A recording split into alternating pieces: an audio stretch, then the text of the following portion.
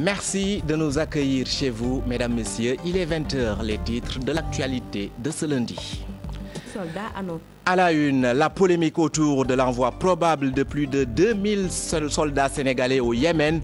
Les parlementaires sont divisés sur la question. Le chef de la diplomatie sénégalaise à l'hémicycle annonce des consultations pour déterminer les modalités de ce déploiement.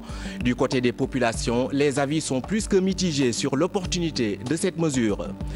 Éducation, Mamadou Lamine Dianté, Oumar Wali Zoumarou suspendu 6 mois du grand cadre des syndicats d'enseignants. Une décision prise par la centrale syndicale annoncée cet après-midi après le volte-face de son coordonnateur dans les négociations avec le gouvernement. Et puis ce lundi, reprise des cours après la suspension du mot d'ordre de grève par le grand cadre. Toutefois, certains élèves désertent à leur tour les salles de classe pour exiger le report des examens de fin d'année. Pendant ce temps, le Premier ministre et le QSEM se retrouvent à la table des négociations. En sport, un Mohamed Ndao Tyson inoffensif, inagressif devant Gris Bordeaux, des qualificatifs utilisés par les spécialistes de lutte pour décrypter le choc d'hier. Tyson compromet la suite de sa carrière avec cette nouvelle défaite, disent-ils. En fin d'édition, le dossier du jour qui s'intéresse à la prolifération des écoles privées de santé au Sénégal. Une pléthore d'établissements, un seul concours national. Conséquence, c'est la croix et la bannière chez les étudiants pour décrocher un emploi après leur formation. Voilà pour le sommaire. Bienvenue, bonsoir à tous.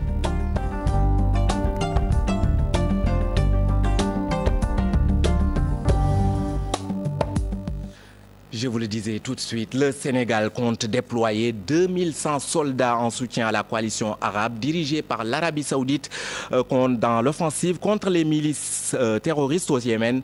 Le vœu du chef de l'État sur demande du roi Salman a été partagé avec les députés cet après-midi sous forme de message lu par le ministre des Affaires étrangères et des Sénégalais de l'extérieur. Mankeur Ndiaye annonce des consultations pour voir les modalités de ce déploiement, mais à l'Assemblée nationale, les députés sont divisés sur la question. Nous y reviendrons sans doute avant la fin de cette édition. La polémique autour de l'envoi probable de ces 2100 soldats sénégalais au Yémen, les avis sont partagés sur la question au moment où d'aucuns émettent des réserves et évoquent la menace terroriste. D'autres disent saluer un élan de solidarité au peuple saoudien. Maïmouna Ndiaye et Thierno Laurent Mendy. Un 5e contingent pour soutenir l'Arabie Saoudite dans la guerre qu'elle mène contre le Yémen. L'envoi de ces troupes sénégalaises, un grand apport pour ses citoyens.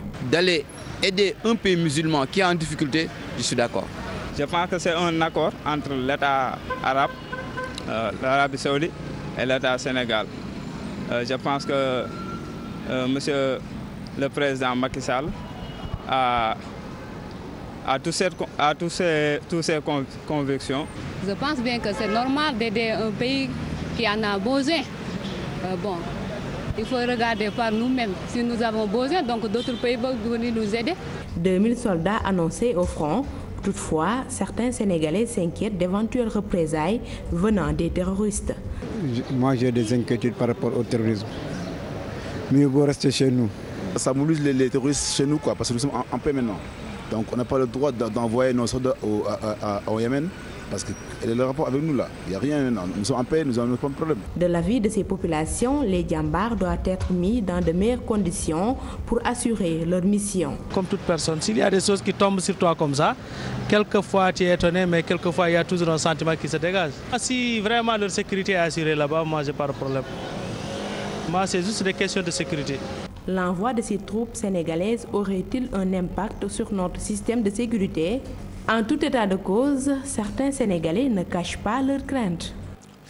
Éducation, en bref, après le grand cadre, le Premier ministre s'attelle à décrocher un accord avec le QSEMS pour amener le syndicat à suspendre son mot d'ordre de grève. Les deux parties sont à la table des négociations sur la question relative à l'alignement de l'indemnité de logement, une question considérée comme la principale pomme de discorde dans ces négociations entre le gouvernement et le cadre unitaire des syndicats d'enseignants, du moins secondaires. Nous y reviendrons. Mamadou Lamine Dianté et Oumar Wali Zoumarou suspendus 6 mois de leur poste de coordonnateur du grand cadre des syndicats d'enseignants. Ainsi en a décidé la structure qu'il a annoncée cet après-midi. Le grand cadre confirme la reprise des cours. La structure a fait face à la presse cet après-midi. Compte rendu d'Issa Prera et Mardien. Mamadou Lamine Dianté, Oumar Wali Zoumarou suspendus pour une période de 6 mois. Ces deux leaders du grand cadre ne sont pas autorisés à parler ou à agir pour le nom ou le compte du grand cadre. Lors de la rencontre du 30 juin, a été très clair, suspension du mot d'ordre, mais certains camarades, et particulièrement le coordinateur, a ramé à compte courant de cette décision. Et on a constaté que nos camarades-là sont fautifs et on les a appliqué les dispositions, à savoir le secrétaire général du SAEMS-QSEMS et le secrétaire général du CELS originel. On les a appliqué les dispositions et on les a suspendus pour 6 mois. Face à la presse, le grand cadre des syndicats de l'enseignement confirme la reprise des cours. Motif évoqué, la majeure partie des revendications sont satisfaites par l'État ou en cours de satisfaction. Pourquoi on a réaffirmé la suspension du mot d'ordre? Parce qu'effectivement des acquis fondamentaux ont été constatés et les lignes ont bougé. Par rapport à la validation, les reclassés de 2006, la formation diplomate des instituteurs adjoints, la question des passerelles professionnelles, la formation de nos camarades arabophones. Et il faut le dire, sur la question fondamentale de la gestion démocratique, le Premier ministre a donné des instructions fermes pour que les choses reviennent à la normale. Sur la question des indemnités de logement, l'État du Sénégal, à travers son Premier ministre, ils ont accepté notre reformulation qui consiste à aller vers l'ouverture de négociations au mois de juin si le pré-rapport sur le système de rémunération est disponible. L'indemnité de logement qui était le point d'achoppement lors des négociations a fait l'objet de consensus. L'État et le grand cadre se donnent rendez-vous en juin pour la suite des négociations. Dissa Préra, le grand cadre des syndicats d'enseignants, a donc suspendu son mot d'ordre de grève après moult tergiversations. Au lycée de Ouakam, la majorité des professeurs grévistes a repris le chemin des classes. Tout le contraire au CM de Grand Yoff, où les cours se sont arrêtés à 10 h en raison du débrayage du QSEMS. Pour rappel, le QSEMS en est à son 11e plan d'action. Aminata Mbaré-Sao, Mardien. C'est l'un des lycées de Dakar qui a été le plus affecté par la grève des enseignants. Après plus de 2 mois de perturbation, le lycée de Ouakam revit l'ambiance des cours. Ce matin, tous les professeurs étaient à leur poste. Mais il y a que le QSEM aussi à débrayé à 10 h. Donc il y a des professeurs du QSEM qui ont observé le débrayage à 10 h. Ce qui a lieu de retenir, c'est que pratiquement tout le personnel est en place. Une nette amélioration. Oui, il y a un changement notoire que j'ai observé ce matin à 8 h. Tout le monde est venu. Tout le monde a travaillé jusqu'à 10 h. Même si au CM de Grand Yoff, le plan d'action du QSEM continue d'inquiéter ses candidats. Comme vous le constatez, vous êtes là, il est midi, nous sommes en débrayage depuis 10 h et nous comptons respecter le 11e plan d'action du QSEM. Alors demain et après-demain, on sera en mouvement. On a fait cours ce matin de 8 h à 10 h. Les professeurs, quand ils viennent, eux, ils préfèrent faire les cours de 8 h à 10 h ou pendant 1 heure de temps et après ils nous libèrent. Depuis que la grève a commencé, on ne fait que cours EPS normalement, mais les autres cours, on ne le fait pas normalement. Le grand cadre des syndicats de l'enseignement met fin à sa grève. Une étape franchie, une autre, comment faire pour rattraper le temps perdu? Des candidats suggèrent déjà le report de la date des examens. Éducation toujours, et nous parlons d'un rebondissement de situation au lycée du sergent Malamine Camara. Au moment où des syndicats d'enseignants reprennent les cours, c'est au tour des élèves de déserter les salles de classe. Raison évoquée par ces derniers, le report des examens de fin d'année. Ils estiment qu'ils ont besoin d'un peu plus de temps pour atteindre le quantum horaire fixé. Et oui, la grève reprend de plus belle dans cet établissement scolaire. Aïssatou Païfal. Le mot d'ordre de grève du syndicat de l'enseignement secondaire levé n'aura pas suffi à remettre le train sur les rails. Élèves et lycéens posent des conditions à leur tour et les classes ne vaqueront pas ce lundi 4 mai. Nous sommes aujourd'hui en grève vu qu'on n'a pas encore fini le programme. Nous sommes des élèves de terminale et bientôt c'est les examens. Mais nous, les élèves, notre priorité, c'est que les dates d'examen, qu'on les repousse. On repousse les dates d'examen. La grève reprend, même si les élèves du lycée Sergent Malamine Camara veulent passer leurs examens à tout prix. On veut le faire et nous voulons travailler, mais le seul problème, on est que les professeurs, ils ont passé 3 mois sans faire cours. Et aujourd'hui, ils viennent un bonjour pour nous dire qu'aujourd'hui, on va revenir en classe. Et si les élèves l'acceptent comme ça, ce serait trop facile. Nous sommes l'agneau du sacrifice, donc on doit prendre notre avenir en main. Aïssatou Konaté, élève en classe de terminale L2, soutient que sans éducation, le pays sera toujours en retard. Notre avenir est en jeu parce que nous sommes en classe terminale et d'ici un mois, on va faire le baccalauréat. Et sans éducation, le pays ne peut pas émerger. C'est seulement l'éducation et la santé qui peuvent émerger notre pays. Donc le gouvernement doit prendre ses prises en charge pour trouver un terrain d'entente avec les professeurs pour pouvoir nous aider. Parce que sans la réussite, on ne sait à rien. On peut dire que notre avenir est en jeu. Les élèves se mobilisent pour le report des examens afin d'être fin prêts pour obtenir le ticket pour allier les universités. Politique, le Parti démocratique sénégalais avec Maître Abdoulaye Wade qui s'accroche aux commandes, combiné avec des sorties tumultueuses de certains responsables. La formation est en ébullition ces derniers jours. Pour les observateurs avertis de la scène politique, des fissures sont en vue au PDS si le parti ne change pas de fusil d'épaule. Salimata Oussek, Modou Diop. Le Parti démocratique sénégalais est-il en crise? Dans ses dernières sorties, son porte-parole clôt le débat, disant que l'indiscipline ne peut être tolérée. Pour ce journaliste, c'est le bonapartisme qui y règne. Le chef historique incarne le parti, tout va au chef historique et tout se résume au chef historique. C'est lui qui fixe le calendrier des évolutions dans ce parti, qui détermine le choix même à l'intérieur du parti, la preuve. Le PDS ne maîtrise plus le contexte politique qui prévaut, selon ce politologue. Si vous regardez le vent de la transhumance, le vent de tous ces gens qui veulent, y compris dans le PDS, il y a des gens qui veulent aller rejoindre le président Macky Sall.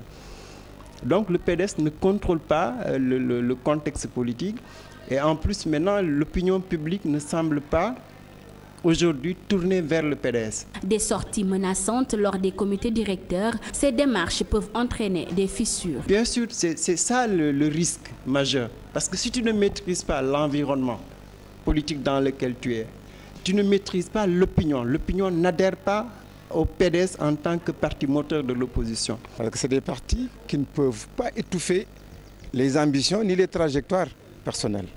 Il est évident qu'on a entendu le porte-parole de ce parti dans une radio internationale parler de parti de famille. Un parti supposé être démocratique n'est pas une partie de famille. L'effet de la transhumance secoue l'arène politique. Selon les politologues, c'est comme si le PDS ne sait plus sur quel pied danser. Toutefois, ils doivent prendre en considération les poids politiques de Souleymane Ndéné Ndiaye, Aïda Mbodj et Idrissa Seck. Je vous l'annonçais en début d'édition, le Sénégal compte déployer 2100 soldats en soutien à la coalition arabe dirigée par l'Arabie Saoudite dans l'offensive contre les milices terroristes au Yémen. Le vœu du chef de l'État sur demande du roi Salman a été partagé avec les députés cet après-midi sous forme de message lu par le ministre des Affaires étrangères et des Sénégalais de l'extérieur. Mankeur Ndiaye annonce des consultations pour voir les modalités de ce déploiement. Mais à l'Assemblée nationale, les députés sont divisés sur la question. Mambiram Diouf. L'avancée des groupes terroristes stoppés au Yémen par la coalition internationale dirigée par l'Arabie Saoudite dans l'opération Tempête décisive, soutenue au départ par le Sénégal, autre engagement pour le maintien de la paix et de la sécurité internationale, c'est l'envoi cette fois-ci de 2100 soldats en Arabie Saoudite pour participer à l'opération Restauration de l'espoir. Le président de la République a décidé de répondre favorablement à cette demande en déployant en terre sainte d'Arabie Saoudite un contingent de 2100 hommes. Les modalités et autres arrangements nécessaires au déploiement ont été conclus entre les états-majors des forces armées des deux pays. Des forces terroristes ont continué à renforcer leur équipement militaire et à déployer activement leurs activités armées en s'emparant d'institutions gouvernementales ainsi que d'une partie de l'arsenal de défense du pays qui constitue une grave menace pour l'Arabie Saoudite. Mais une décision pas totalement du goût d'Aïssata Tall Sall, elle n'est pas la seule à désapprouver l'idée. Diagne Fada explique. Prenons pas de risques pour donner des prétextes aux djihadistes ou aux terroristes pour venir s'attaquer à notre pays comme ils l'ont fait au Kenya. Jusqu'à présent, nous sommes épargnés par les djihadistes, par les terroristes. Préservons encore cette quiétude. En arrivée à 5 contingents, le Sénégal en fait trop, estime d'aucuns, rassuré ici par Abdoumbo. La sécurité intérieure est bel et bien quand même assurée. Si le Sénégal décide d'envoyer 2100 soldats, c'est parce qu'après étude, ils ont jugé nécessaire que cela quand même est possible parce que le ministre des Affaires étrangères a dit au niveau du message que les états-majors des Arabie Saoudite et du Sénégal ont bien étudié la question. 2100 soldats sénégalais en Arabie Saoudite. Le Sénégal veut vivifier une diplomatie de solidarité à travers les forces de défense et de sécurité. Les modalités restent à définir et le ministre des Forces armées devrait être saisi sur la question par les députés. L'actualité hors de Dakar à présent, les populations de Toubakan, une localité dans la commune de Mékhé, ne savent plus à quel saint se vouer. Pour cause, leur terroir est plongé dans des difficultés liées à l'enclavement. Puis, le seul forage qui alimentait les 22 villages environnants est tombé en panne, suffisant pour susciter l'ire des populations. La correspondance de Cheikh Anta Diop avec les images de Seylatir. Nous sommes sur l'axe Ngaï-Mékhé, Mbaba Garage et Bambey, 22 km de route latéritique cabotée et crevassée sépare Toubakan de Ngaï-Mékhé. Cette route quasi impraticable est pourtant la seule voie d'accès à ce village religieux de Toubakan. C'est une route qui a été construite depuis 1939 et jusqu'à présent c'est à l'état de piste. Ce que dit le marabout, c'est qu'aujourd'hui c'est l'État seul capable de faire ça. Et on attend beaucoup de ce nouveau président, depuis Senghor, Abdou Diouf, Abdoulaye Wade, tout le monde avait fait de ça une promesse électorale. Jusqu'à présent, rien n'a été fait. Le nouveau président, il avait promis, donc on a espoir pour lui. À cet enclavement de Toubakan s'ajoute l'absence d'électricité qui plonge la cité religieuse dans le noir. C'est la 5e fois qu'on fait des mesures, des études. Jusqu'à présent, rien n'est effectif. La dernière fois, ils avaient promis de faire ça en 15 jours. Et jusqu'à présent, rien n'a été fait. L'accès à l'eau pose aussi problème dans ce foyer religieux. Et pour cause, le seul forage existant n'arrive plus à alimenter les villages qu'il dessert. On a 11 villages qui sont raccordés à Toubakan. Le forage ne peut plus supporter la demande. Donc on aimerait avoir un autre château d'eau. Et aussi peut-être qu'on regarde en fait la nappe phréatique pour au moins améliorer le débit. Face à toutes ces difficultés, les autorités religieuses lancent un appel au pouvoir étatique pour que Toubakan puisse bénéficier des commodités promises dans le cadre de la modernisation des cités religieuses.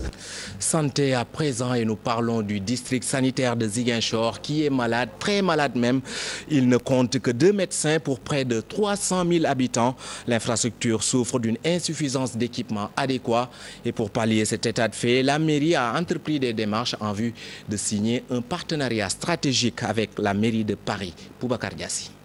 2 médecins seulement pour près de 300 000 habitants, un district sanitaire sous-équipé, c'est ce qui ressort d'un rapport présenté devant le maire Abdoulaye Baldé et ses adjoints par le médecin-chef du district de Ziguinchor. Le premier magistrat est interpellé. Donc nous allons travailler à faire des synergies, mais je pense qu'avec un moteur, qui sera la ville de Ziguinchor, nous allons faire de telle sorte que sur les différentes thématiques et les problématiques qui sont dégagées par les spécialistes de la santé, que la ville puisse les accompagner soit par son budget propre ou en faisant de la coopération décentralisée, comme nous sommes en train de le faire avec la ville de Paris et d'autres villes. Car cette présentation est faite en présence de l'adjoint au maire de Paris, chargé de la santé, qui a annoncé un accompagnement possible en matière de santé. On va, à l'issue de cette rencontre, poursuivre nos discussions pour ensemble voir sur quel projet concret on avance et on apporte des moyens et on met d'autres partenaires autour de la table parce que Paris a un rôle du fait de son statut de grande capitale du monde, mais Paris travaille avec les institutions publiques, avec l'UCIDA. Une délégation conduite par Abdoulaye Baldé a ensuite visité le centre de santé de Ziguinchor, un centre de santé devant bénéficier d'un SAMU municipal. La dynamique dans laquelle nous sommes nous permettra très rapidement de dégager un espace pour mettre en place ce SAMU municipal. C'est dire que, somme toute, la municipalité de Ziguinchor a du chemin à parcourir en matière de santé. Boubacar Diassi, les habitudes alimentaires ont connu des mutations avec l'urbanisation. Une rencontre entre experts ce lundi, objectif échanger sur les conséquences des changements alimentaires liés à l'urbanisation sur les activités agricoles et rurales. Pour plus de détails, nous écoutons le docteur Idrissa Wade, un agroéconomiste, au micro de Fatou Bintou Konté.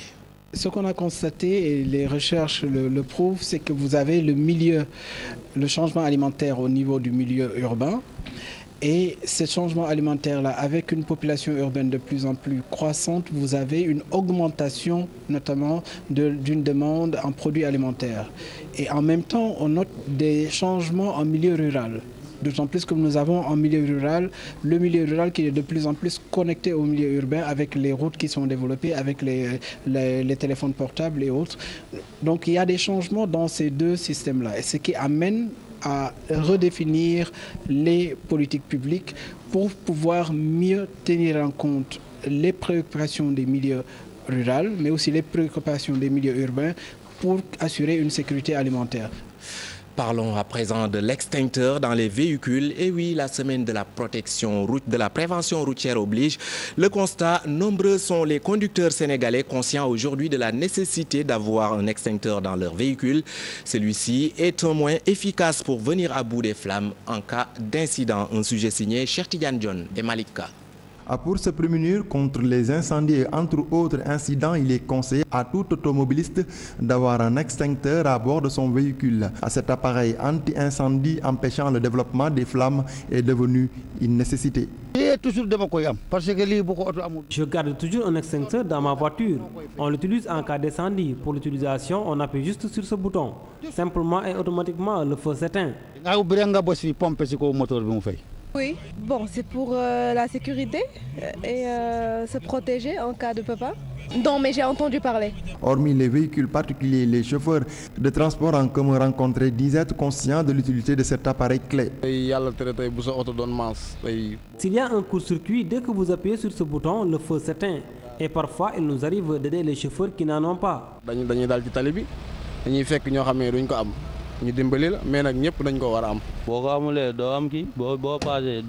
Dieu merci, je ne l'ai jamais utilisé, mais je le garde toujours par devers moi.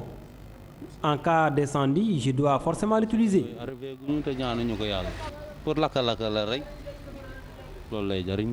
Innombrables sont des incidents causés par un court-circuit, mais l'extincteur reste au moins efficace contre la propagation des flammes. Par conséquent, équiper son véhicule avec cet appareil est devenu à la limite une obligation pour ses chauffeurs. L'actualité internationale à présent, elle nous mène au Texas, en Italie et au Burundi où les manifestations contre un troisième mandat de l'actuel président ont repris ce week-end. Daniel Diouf nous fait le point. Le Burundi, où les opposants au troisième mandat du président Pierre Nkurunziza ont repris les manifestations ce lundi après 2 jours de trêve. Des manifestations qui ont fait suite au refus du président de renoncer à sa candidature pour un troisième mandat présidentiel. Dans les affrontements avec la police, 4 personnes ont été blessées par balles. Les policiers ont répondu par des tirs à balles réelles et des gaz lacrymogènes à des jets de pierre des manifestants. La répression a déjà fait 6 morts et 66 blessés. Environ 5800 migrants secourus ce week-end au large des côtes libyennes. Les corps sans vie de 10 personnes ont également été retrouvés, dont 7 à bord de 2 canots pneumatiques. Les 3 autres victimes se sont noyées en se jetant à la mer pour tenter de rejoindre un navire marchand qui venait à leur secours. Tous les migrants secourus, dont les nationalités n'ont pu être déterminées, sont conduits en Italie. 2 navires italiens, un français et 4 bateaux privés ont pris part à ces sauvetages. 2 passeurs présumés ont été interceptés. Enfin, une fusillade meurtrière qui a éclaté au Texas ce dimanche. 2 hommes qui ont ouvert le feu lors d'un concours de dessins et caricatures représentant le prophète Mahomet. Les assaillants ont été abattus par la police alors qu'ils avaient fini d'ouvrir le feu contre un officier de sécurité de la ville qui s'en est tiré avec des blessures. Le concours de caricature était organisé par une association américaine connue pour ses positions anti-islamistes. Le concours présenté comme un événement pour la liberté d'expression. Ils pensaient qu'ils étaient...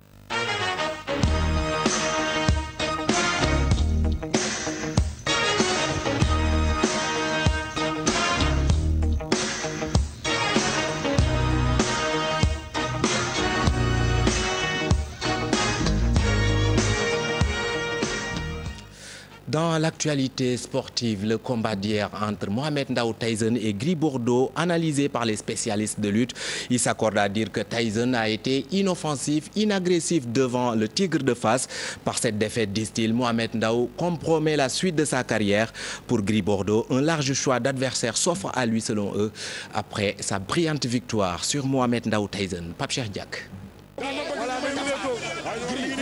Un crochet du gauche, un direct du droit. Tyson recule, patine, trébuche et s'affale. Une scène à laquelle l'enfant de Nangan a désormais habitué son monde. On ne l'a pas senti offensif, on ne l'a pas vu en tout cas prendre des initiatives pour essayer en tout cas au moins d'inquiéter Gris Bordeaux. Le combat a été mené de bout en bout par Gris Bordeaux. Je remarque que Tyson ne réplique pas quand son adversaire lui donne des coups. Et puis depuis qu'on lutte sur du sable, il peine. Avec le gazon, il s'en sortait mieux. Même si ces observateurs avertis de la lutte évitent d'envoyer le leader de Boulfalé à la retraite, ils s'accordent toutefois sur le fait que cette 6e défaite d'affilée est synonyme de lendemain sombre. L'avenir de Tyson dans l'arène sénégalaise, moi je pense que ce sera très difficile pour lui en tout cas de revenir. Beaucoup parlent de la retraite de Mohamed Ndao Tyson, mais moi je pense que est-ce qu'il va faire cette déclaration, oui ou non, c'est une décision qui lui revient. Mais je pense que l'un dans l'autre, tous ceux-là qui ont eu à demander en tout cas à Mohamed Ndao Tyson de prendre sa retraite, c'est clair qu'ils se sont fondés sur plusieurs choses, notamment sur son combat d'hier contre Gris Bordeaux. Le fait que il y a des jeunes à Boulfalé qui veulent aussi leur chance, il ne doit pas aussi les bloquer. Son bourreau, Gris Bordeaux, met lui fin à 4 années de disette et s'ouvre des perspectives intéressantes. Beaucoup de combats attendent Gris Bordeaux. Yekini lui doit une revanche, Modulo de même, et il en doit à Bombardier. Lac de Guerre 2 s'est aussi positionné. À 43 ans, Tyson semble avoir fait son temps dans l'arène. Depuis son succès devant Moustapha Gueye en 2004, il n'a plus connu les joies d'une victoire. Le combat est l'œil des amateurs. Chacun y va de son analyse. Toutefois, la majorité plaide pour la retraite du leader de l'écurie Boulfalé. Et malgré la victoire de Gris Bordeaux, d'aucuns invitent les responsables de l'écurie de Fass à plus de rigueur dans leur management. Pape Nderifal et Thierno Laurent Mendy. Le combat Gris-Tyson reste suspendu sur toutes les lèvres dans les artères de la capitale. Ces férus de la lutte apprécient diversement la prestation des deux lutteurs. Mohamed Ndao Tyson aujourd'hui est dépassé par le monde de la lutte parce que les jeunes lutteurs qui sont en train d'émerger au sein de la lutte, c'est des jeunes qui y croient. Si Gris avait perdu ce combat après la défaite de Papa Sow, de Bruce Lee et autres, donc aujourd'hui on n'en parlait plus de l'écurie de Fass. Un lutteur comme Tyson veut la facilité et récolter de l'argent sans se fatiguer. Trop facile vraiment. Il faut y croire et se donner à fond. Par contre, Gris est un vrai combattant, il se donne à fond. Et même s'il perd, c'est un vainqueur. Pour nos interlocuteurs, le leader de la génération Boulfalé doit mettre fin à sa carrière. Je donnerai un conseil sage au cher Mohamed Ndao Tyson de renoncer, d'arrêter la lutte. Parce qu'aujourd'hui, comme vous le savez, la lutte l'a dépassé. Il doit quitter l'arène. C'est un peureux. Vouloir être un lutteur et ne pas encaisser des coups, c'est impossible. Ce Médinois, lui, invite l'écurie Fass à revoir sa stratégie de management à l'avenir. Nous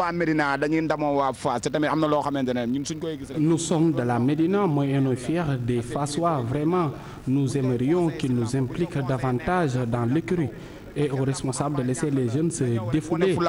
Gris Bordeaux inflige à Tyson son 6e revers dans l'arène, 11 ans de disette pour l'enfant de Kaolack qui a été passif. Une passivité vigoureusement dénoncée par ces nombreux amateurs de la lutte. À présent, le dossier du jour, il s'intéresse à la prolifération des écoles privées de santé au Sénégal. 60 écoles dans les 10 dernières années, une pléthore d'établissements, un seul concours national. Conséquence, c'est la croix et la bannière chez les étudiants pour décrocher un emploi après leur formation. Une infirmière diplômée d'État témoigne. Depuis 4 ans, elle est à la recherche de son premier emploi, mais en vain. Finalement, elle suit une formation en restauration et ce, pour gagner sa vie. Le dossier est signé Maïmouna Ndiaye.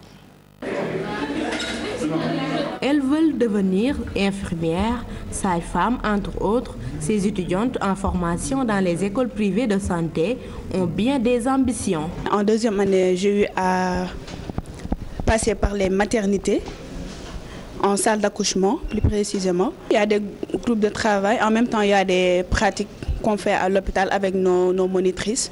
De temps en temps aussi, on prend 2 heures de temps pour récapituler les leçons. De la théorie à la pratique, un long processus. Sofiaka en sait quelque chose, 4 ans de formation, diplôme en poche, reconvertie en restauratrice à force d'attendre. J'ai fait 2 fois le concours, mais malheureusement, je n'ai pas réussi.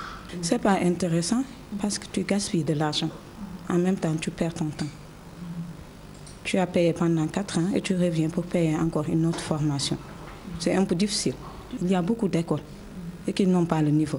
Les élèves n'ont pas de niveau. La floraison des écoles privées de santé impacterait-elle sur la formation? Les gens qui chôment, on n'a pas le temps. Le chômage, en fait, pour résoudre la question du chômage, il n'y a aucun pays qui l'a résolu. Aucun pays au monde. Mais en ce qui concerne les gens que nous formons, la santé, aujourd'hui, on peut ne plus avoir de chômeurs. Parce que partout, vous entendez, à mon infirmier, à mon médecin, à mon sage-femme. Maintenant, il faut que l'État en recrute, les collectivités locales en recrutent, les privés en recrutent. Et certains s'installent à leur compte. Il n'y a que ces 4 solutions. Depuis qu'on a libéralisé le secteur privé de la santé par l'adoption du décret 92 du 23 décembre 1994, il y a eu beaucoup d'écoles privées de santé qui ont été créées. Mais ces écoles n'étaient pas dans les normes. C'est à partir de 2005, avec le décret 2005-29, que les écoles privées de santé sont entrées dans le lot de la formation professionnelle en santé. Il y a des raisons de conformité par rapport à la réglementation, parce qu'il y a le respect du cahier de charge du ministère de la Santé. De multiples difficultés, la fusion, une solution pour certains établissements. Le promoteur privé, c'est les gens qui ont investi de l'argent. Donc, ils veulent pérenniser leur investissement. S'ils voient que séparément, il ne faut pas aller, ils essayent de se regrouper pour pouvoir faire cette formation-là. Et il n'y a que la formation qui gagne. Depuis 2009, avec le relèvement du niveau d'entrée au baccalauréat, beaucoup de choses ont changé dans les écoles privées de santé. Formation coûteuse, nombre de places limitées au concours national, à l'origine de tous les maux des étudiants. Voilà, c'était là l'essentiel de l'actualité de ce lundi. Merci de nous avoir prêté attention. L'antenne est à Chérif maintenant pour la suite de Permanence. C'était Ibrahima Kane. Merci beaucoup Ibrahima. Dans un instant, l'invité du 20h. On parle économie ce soir. Restez avec nous.